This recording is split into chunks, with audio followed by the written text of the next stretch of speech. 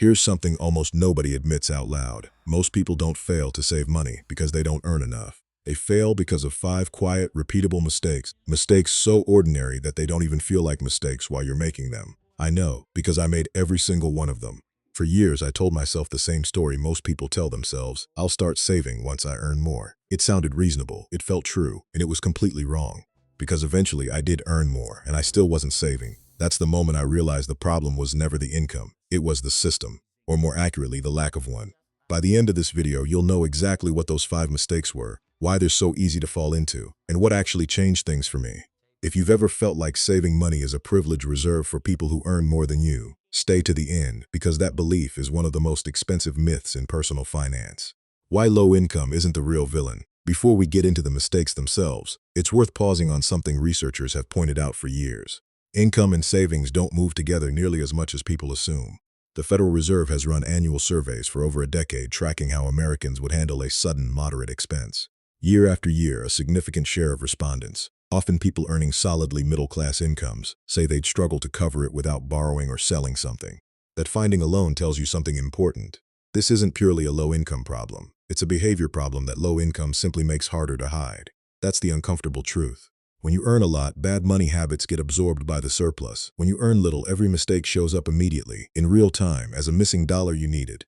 So the mistakes I'm about to walk you through aren't low-income mistakes. They're universal mistakes. Low income just removes the cushion that normally hides them. Mistake 1. Saving whatever was left over. The first mistake was the most common one, and probably the most intuitive sounding. I saved whatever was left over at the end of the month.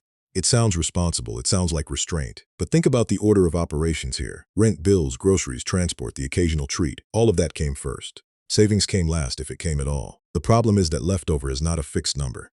It's whatever remains after every other expense has already claimed its share. And expenses have a strange tendency to expand to meet whatever income is available. This is sometimes called Parkinson's law applied to money. Spending rises to match the resources you have, unless you deliberately interrupt that pattern. By the time I reached the end of the month, there usually wasn't a leftover. There was just zero. The fix, which took embarrassingly long to figure out, was to flip the order entirely. Treat savings as the first bill I paid, not the last. Even a small, fixed amount moved automatically the moment income arrived changes the entire psychology of the process. You're no longer trying to find money to save. You're deciding in advance that the money already has a job. Mistake 2. No separation between spending and saving. The second mistake compounded the first one. My savings and my spending money lived in the exact same account. This seems minor. It isn't.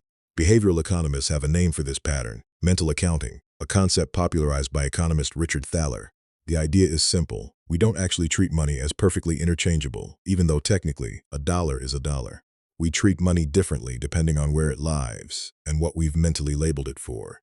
When savings sit in the same account as everyday spending money, your brain doesn't see savings. It sees available balance. And an available balance, sitting right there next to your debit card, is remarkably easy to justify spending. A slightly nicer dinner, a subscription, a one-time purchase that becomes a pattern.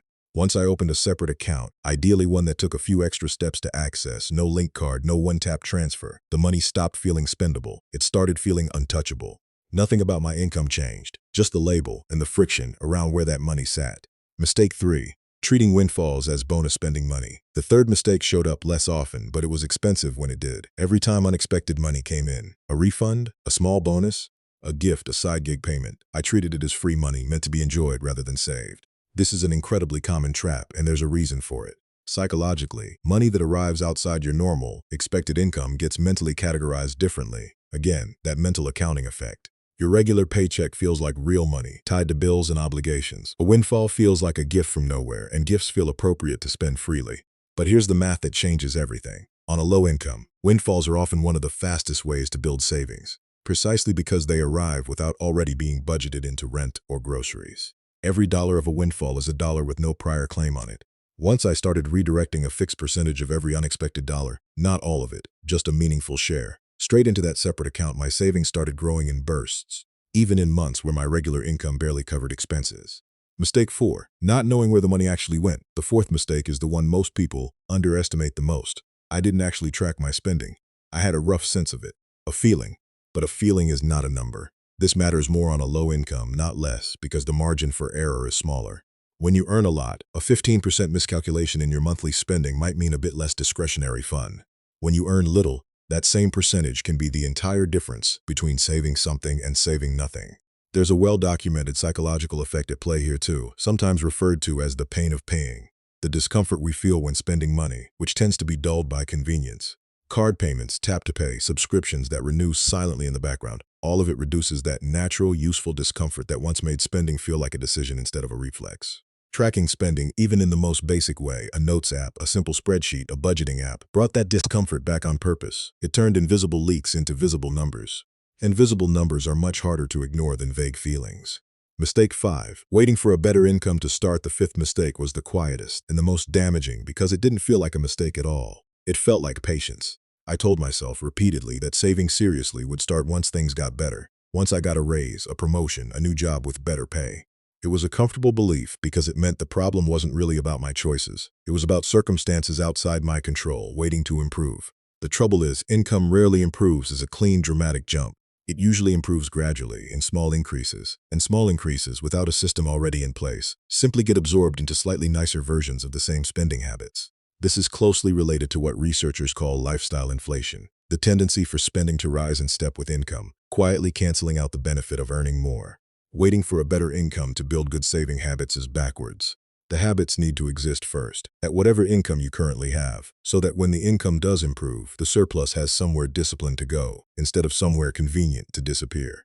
What actually changed? None of these 5 fixes were dramatic on their own. Automating a small transfer, opening a second account, redirecting windfalls, tracking spending, starting now instead of waiting. But together, they changed the entire shape of how money moved through my life. Instead of hoping something would be left over, I built a structure where saving happened automatically, quietly, before I had the chance to talk myself out of it. It didn't feel impressive in the moment. Most good financial habits don't. There was no single breakthrough, no lucky break, just the slow, compounding effect of removing 5 specific leaks, one at a time, and letting consistency do the rest. That's really the core lesson underneath all of this. Financial progress on a low income isn't usually about a single big decision. It's about a small number of specific, fixable mistakes, the kind that are invisible until you name them, and remarkably easy to correct once you do. If this helped you see your own spending a little differently, subscribe for more breakdowns like this one. And let me know in the comments which of these 5 mistakes hit closest to home for you.